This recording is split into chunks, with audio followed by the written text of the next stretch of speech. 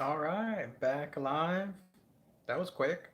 Segment probably lasted like 4 or 5 minutes tops. But now in this case, more action filled stuff, this time happening right outside when it comes to the household. So some more notes for it here. So they went outside and then they went to the river slash whatever that was, the bed of rocks by the river. And that's when they saw that dark spot on the thermal camera whizzing by with it. I can't explain that one. Nothing comes to mind. I don't have any examples to talk about in my own ghost hunting experiences, but that was interesting to at least see. The one thing though that I found fascinating was that phone message because yes, it can happen. Now I haven't had that exact thing happen, but I have had weird occurrences on my phone when I've been on investigations. Whenever you go do a ghost investigation, we highly recommend, I do it too, place your camera on airplane mode, just like as if you're on a flight somewhere, because then you'll have no interference of any kind. And we did that on all the investigations, and it was prominent, especially at the Magnolia Hotel, which is there in Seguin, Texas.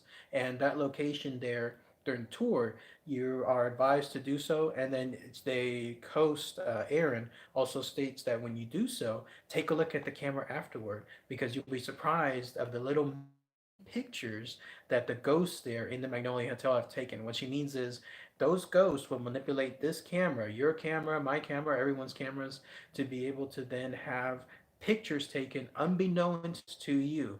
That does happen, and whenever I've done these investigations, I always find some weird photos taken that I myself never took any pictures of. So that kind of stuff does happen. It does occur, and so the fact that in this case it happened with his messages, then that's something that's really cool. My phone is live stream is not going so well. Can y'all see me? I mean, is it working? I might have to restart it, but we shall see when it comes to that. Um, but yes, that's the interesting stuff there. And then finally, they captured that weird ball of light in the background. That was really cool too when it came to that. I love that kind of stuff. I live for those moments. I'm waiting for something like that to occur in one of my investigations where I can see in the far distance like a ball of light just hovering somewhere and then wanting to find out what occurred, like what is causing that. So maybe I'll have that happen soon. Who knows? Not I haven't had any experience. And then they saw that shadow person. Now that's the one that I had doubts on. Um, Obviously, it was being panned like left and right really quick, something like this. And then when that happened, it captured what looked like a shadow person there, but we shall see. I thought it was more on the lines of a drape. Like the drape was distorted because the images that were being captured were electronic. Makes sense, at least on that regard. So maybe panning it real quick like that when it came to the camera, it just created that illusion.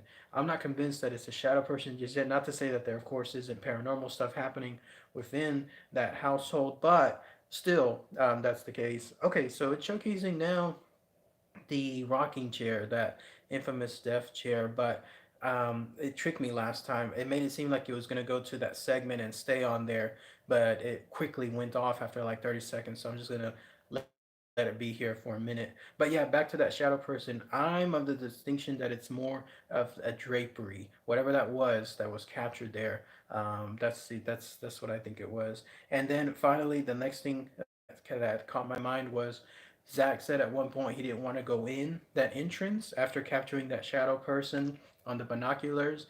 I do believe in that because that happened to me as well. The One of the freakiest experiences I've ever had was over in Tyler, Texas, which is probably about, oh Lord, 5 hours from the Austin area up north Texas. Well, there in Texas, there's a place called the Warehouse. This is a place that has been many things over the years. At that point, it's a warehouse when I visited it. Now it's actually a bar, like a German bar of some sort. But even before that, it used to be like a living place, and then it used to be some kind of, I think, stores, and then some mini hospital. But yeah, that place is severely haunted, and I believe it because it happened to me when it came to walking in there. When I first walked into the warehouse, I was by myself. No one was there from the investigations happening that night because it was a bunch of us as tourists going from place to place. and I chose that place to be the first one to visit. Well, apparently I was the first one there, and so when I walked in, I was by myself, and in that area there was surrounding me a bunch of mannequins, and this was in pitch black darkness too. The only thing that was illuminating things was the flashlight that I had that I was beaming everywhere. So that freaked me out because the minute I walked in, it felt like I was completely uninvited. Like something was there inside the warehouse that made me think you don't want to come in here. And that I stayed at like 30 seconds or so, and I posted actually pictures of the warehouse before on my Facebook channel. So check out that link somewhere. It's buried somewhere within the past photos since this was maybe like 2 years or so ago. But yeah, whenever I tried to walk in there, I got that same sensation where I don't want to go in, but hey, let me check it out still. And then I lasted about 30 seconds and then I was out. I waited until others came on board and then we all went in at the same time.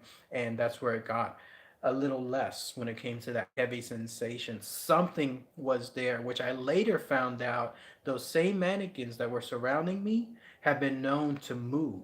Like they'll, let's say they're moving like this, like that's their position, and then if you look back, they'll have their arm like this instead.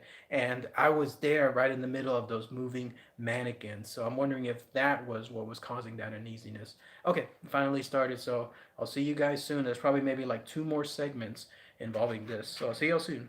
Bye.